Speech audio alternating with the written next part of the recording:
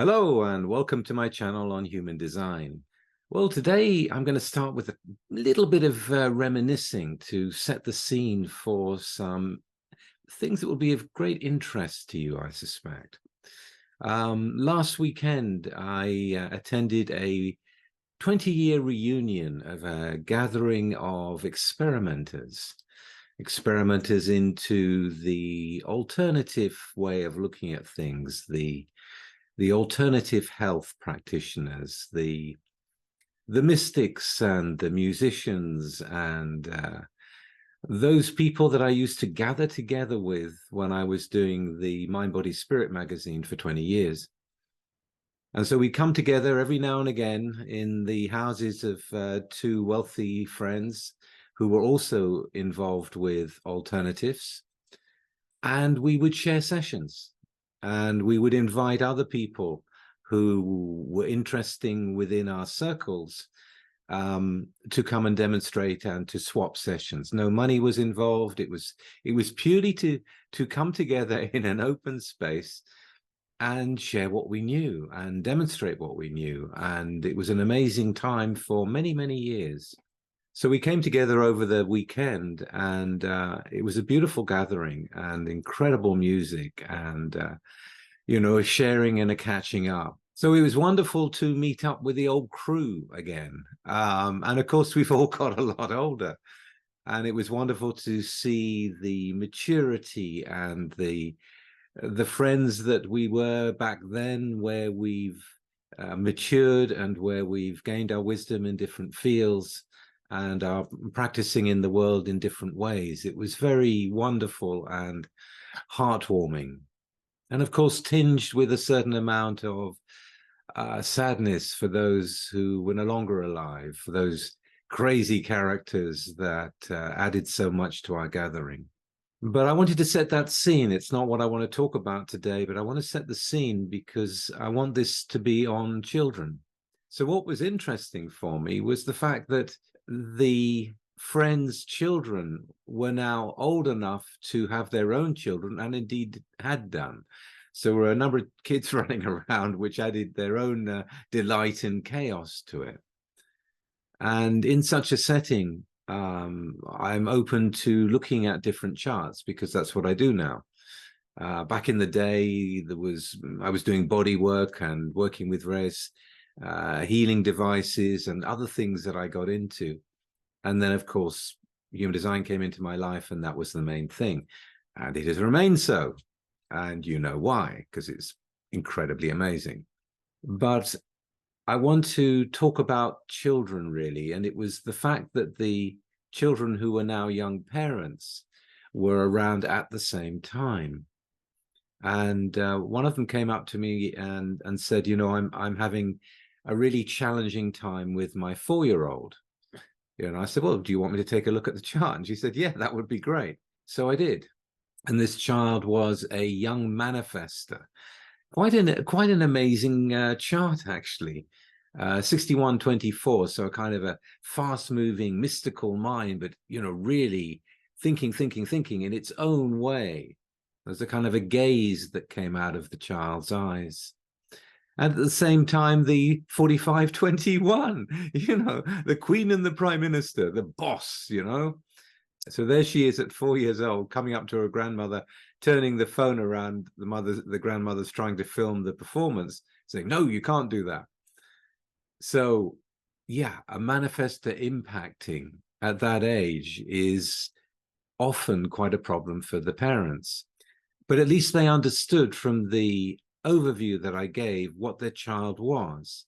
But human design isn't just about showing people who they are in this kind of circumstance. It's also what can be done to improve the situation.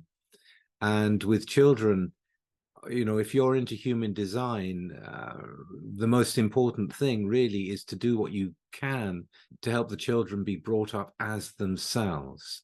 So what to do? There's a manifestor impacting. So I explained some of the things that I thought would be useful to them. Even simple things like letting the parents know that the manifestor, if they're taught to be polite, how much they will be able to proceed in their life and meet less resistance simply by being polite. And it helps in so many ways for manifestors, because they don't, necessarily want to be polite. It's the opposite. It's like, just get out of my way. But to show them that in being polite, they can get their way more often. It works both ways. It works as a defense, and it also works as a way of the manifestor being able to initiate us into the things that manifestors do. Simple things. It doesn't have to be overcomplicated, but it can be very important. So as you're interpreting the chart for the parents about their children, to put it in the framework of what can be implemented. So not just what is in the chart, but also what it implies. So, for example, in the case of the young manifestor with the 4521, this is a matter of going down the trail of respect and mutual respect.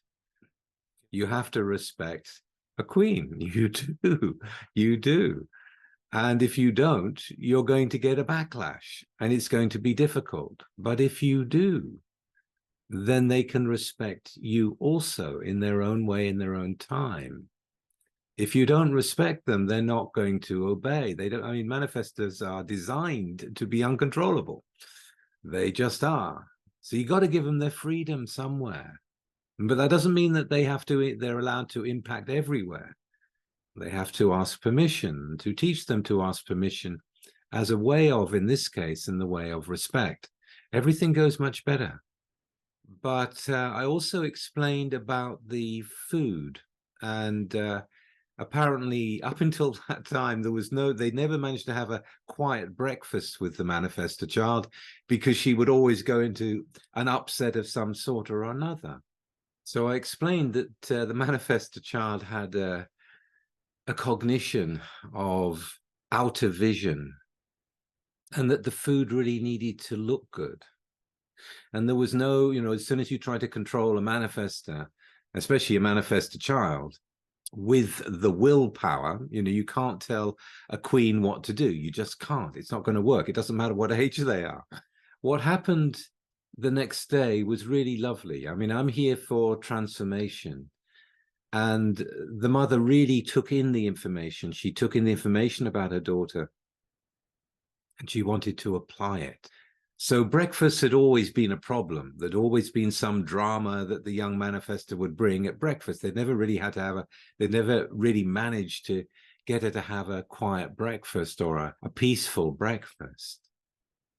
But the next morning, they prepared the table very well. They gave a little milk jug, that the manifestor could add what milk she wanted. The manifestor could be in control of feeding herself. And everything was set out beautifully and aligned according to her outer vision cognition. And I don't often get immediate results or results so quickly. But the next morning I stayed over that night, and the next morning the mother came and said, we had a marvelous breakfast. The manifestor was so happy and so content and so peaceful because it had been set up the right way. So this is the thing. You need to, if you really want to help, then help the mothers understand and the parents understand their children and treat them accordingly. The results can be instantaneous because of the youth. We get conditioned over time, and where we are open, we have certain gates in open centers, and they are reinforced again and again and again. And the transits bring them round, and the people around them bring them round, and the denseness of the not self gets more dense as time goes by. But with children, it can be very quickly got through. If it's understood and applied, the knowledge can very quickly become a matter of the parents recognizing the children, treating them accordingly, and positive results come. So that was very lovely to see and to hear. And I trust that manifestor child will be treated accordingly, and things will be happier and easier for the parents as a result of that little session. But the next day, the grandmother, who is who is my friend, I don't think of her as a grandmother, but still, she took the kids down to the pool. They have a pool in their garden, which is kind of a beautiful thing to have, of course. But it gave me the opportunity, which is rare for me, to actually be around fairly young children. She said it would be great to find out about the kids that were there. And I said, okay, I'll go get my computer. We'll have a look. Now, why I'm telling you this is because the children were overhearing that. And of course, they'd seen me the previous night. They could see I was an accepted member of the family, if you like, from seeing me the previous night and the way that I was being treated at that time. So they were open to the information, which is wonderful. So I come back with the computer and I go, well, who wants to go first? You know, and the eldest one, the 12-year-old, comes up and says, well, me. So then you go into the chart, but you've also got to make it alive for the children. You've got to include them in the process. So, for example, this chart was the channel of charisma, the channel of the wavelength, the channel of mutation, you know, and it's and so you could see ways, or when you've been in human design long enough, you can see ways to demonstrate the channels that are there. The movement in the 360, for example, and the way that everything has to be according to the wavelength, to the way that she would bring the conversation back to being on track for herself, and the way that she communicated with her father who was there. It was like, it was very funny for me, but also very joyful, because I appreciated the questions, and there were genuine questions, you know, about how they operate and what would work for them. And the self-recognition that you get as an adult is immediate there. I mean, it's immediate and without resistance with children. You know, and I love the questions from children, you know, where we talked about music because of the what was in the chart. There's various musical aspects to the chart. And so it became a self-inquiry and an opportunity for the children to ask about themselves, and also be fascinated, of course, by the other children and what do they do. The youngest one, who was running around all over the place, you know, they were saying, well, do you want to have a reading? You know, you go yes and no, and, you know, running around. And I was talking to him as he was moving, and also the others were listening. And I said, you know, he's going to make certain sounds because of the way that the throat was organized. And one of them goes, yes, he does that. You know, it's like, how can, you know, it's the recognition of the truth that brings the energy up and goes, wow, you know, we can know this. It's part of the self-recognition of the child as well, to go, yeah, that's me. That's okay. And yet, as they were playing, it was the kind of the projector raw in with an open 34 surrounded by children with fixed 34s in their chart, you know, where it was like over amplified, which you could see, you know, and it happened again and again. So to be able to get into the knowledge to the point at which you can see it happening around you and show people as you're talking to them, and especially the children, because it's instant, you know, they get it.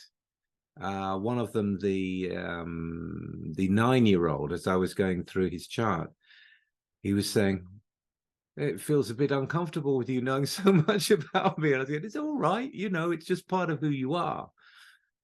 And to then go and show them what that means. So, for example, with the channel of struggle, you know, a struggler always has to, you know, get their teeth into something. That, you know, they need the struggle. They need things to be a purpose. And one example of that would be the tug of war. You know, at school, when we pulled, two teams would pull on this rope and try to get it over the middle to win the game. But when you've got a struggler, they're made for that. And the kids had a piece of rope, and, you know, they were whipping it and they were pulling at it and all the rest of it. And I managed to show them, this is what struggle is. This is how it's represented. I mean, not in adult words like that, but the fun that they would have in actually being themselves seeing themselves through an explanation and as their behavior is very powerful. It gives a level of acceptance to the child. It gives them a level of confirmation that they are them. And that's something that's so valuable when you're growing up. Because if people don't know about human design, we grow up as going, well, I don't know who I am. And you have to, go through that long, bleak road through life until bit by bit it all begins to come together. And luckily, I've had human design in my life for a long time, but for many, it's not there. So yeah, it's a pretty bleak road, isn't it? But if you can bring the information to the children and in a light-hearted and clear way, to describe to them what their strategy and authority is, and to let the parents and the grandparents know about what is appropriate for them given their design, you can really make a lasting difference with that child that will then carry through to the next generations. So I just really wanted to make this video to say, look, yes, of course it's important to find out about ourselves. Of course it's important to do our own self-work, but also human design is here to get to the mothers and the parents, to get to the children, to help create beings that are not as conditioned as we have been. And this is the time to do it. This is the time to get involved with it. And I'm sure some of you who are watching this are already working with children and seeing some amazing results as a result of it, and helping many parents to come to terms and to meet their children in a new and real and what I would say proper way. I mean, it's just such a beautiful knowledge for that. And also to bring the parents online as well. So for example, one of the fathers there wasn't particularly interested in human design, though I was looking at the charts of his children, for the children, with the children. He wasn't particularly interested. They were going to jump in. He was going to jump in the pool. A very musical person, so a lot of music running through him. But I asked him if he would like to have a reading, and the eldest daughter was going, yes, come on, Dad, come on, Dad, come on, Dad. And so he was kind of bullied into it. And yet at the same time, in getting through to him, to understand his design and how it fit with him, and how it was, how his connection was with the children.